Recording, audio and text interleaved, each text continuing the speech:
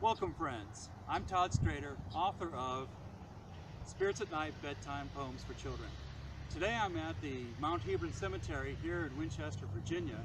I've come here today because this is Holy Week, and this coming Sunday will be Easter Sunday. And every year on Easter Sunday, I come here because this is where I choose to do my sunrise service. Here, I'll show you.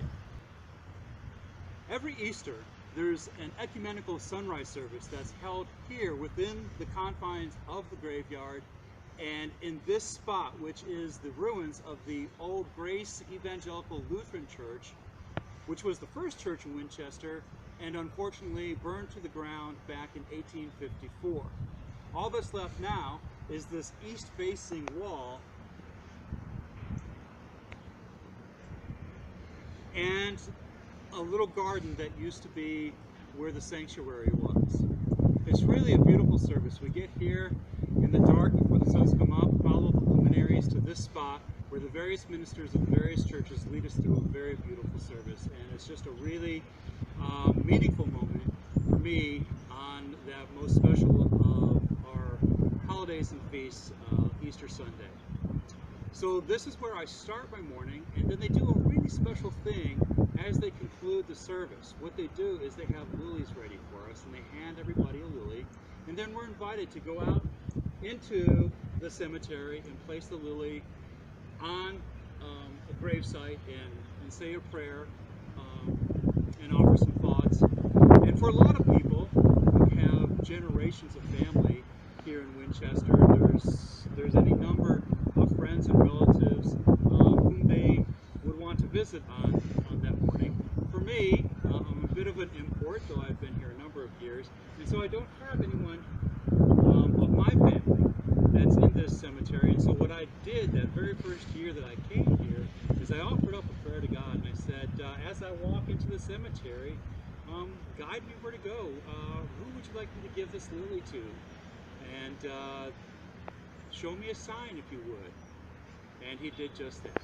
Let me show you. So I'm here with my lily, and I'm walking through the cemetery, and I'm asking God, please show me, who do you want me to visit? And I happen to look off in this direction, and there's two cottontail rabbits, and they're just zooming through all the grave markers and in and out of the bushes. And I thought, well, that looks like a sign to me. I think I'll follow these two. So I went off in pursuit of the bunnies to see where they were going to take me. They took me this way.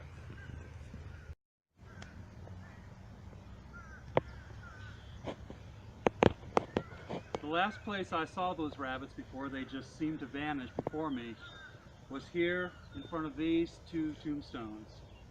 This is Edward and Lilia Peer, 1891 to 1967 and 1886 to 1939. Friends that I met on that day. I didn't know them, but yet I felt in eternity we have a connection. I presented my lily, I said a prayer, and I just introduced myself. And hopefully, when I'm in eternity, I will actually get to sit down and have a conversation with them. But my wish on that day was just in some way to bless them. I wasn't quite finished with my morning ritual. There's one last thing I do as part of my sunrise service routine on Easter Sunday while I'm here at the cemetery. Let me show that to you. I like to end my morning here at this labyrinth.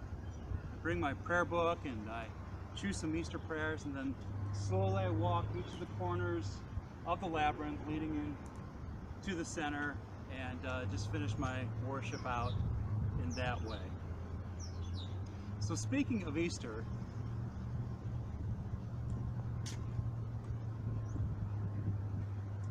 I have a poem here in my book, Spirits at Night, Bedtime Poems for Children, that has to do with Easter and a rabbit. It's called Prayer of the Easter Hare. Now, I know many who share my faith are a little uneasy when some of us mix things from outside of Scripture as part of our religious practice. That's true of Christmas, and it's true of Easter as well. I'm speaking specifically of the Easter Bunny. But I think as I read through the Gospels and I listen to the teachings and the words of Christ, that what comes across to me is the importance of the intent behind something more over the specific following of regulations. And so I think it's okay when we choose to attach appropriate meaning to something that become part of our expression of love and adoration towards Christ and towards God. And so I like to draw upon a myth that we have about rabbits, and granted, this comes to us from a pagan mythology, but it's a myth that suggests that rabbits are messengers. They're messengers between this life and the hereafter. And thinking about that, I thought, well, what if we viewed the Easter rabbit not as only as a rabbit who hides eggs that we get to go out and hunt, but also as one who is a messenger, who maybe like Santa Claus knows our names and carries those names right to the throne of heaven for us and on our behalf.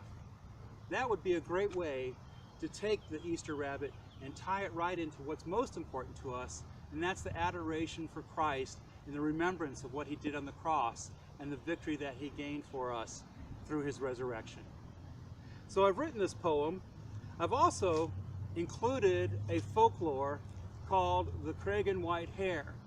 The artist, Penny Collins, who is so very, very talented, had first made this illustration titled The Cragen White Hare and drew as her inspiration that folklore. And I'm not going to share that story with you. I encourage you to go and look it up.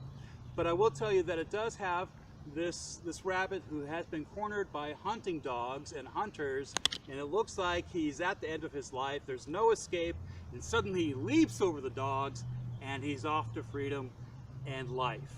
And so I've incorporated that too. It's actually a very small poem to have so much symbolism in it. Let me share it with you now. Prayer of the Easter Hare. At night the hare of Easter comes to cast her shadow on the risen moon. She who leaps the dangerous dog can find her way in fog or bog. This hare who knows the mysteries of sky and earth carries to heaven our names from birth. We can all use prayer. I hope that you'd pray for me. If you want, contact me, I'll pray for you. And I really do think that even nature adores God and prays for us. Thanks for joining me. My book is Spirits at Night, Bedtime Poems for Children. I'm Todd Strader. God bless you.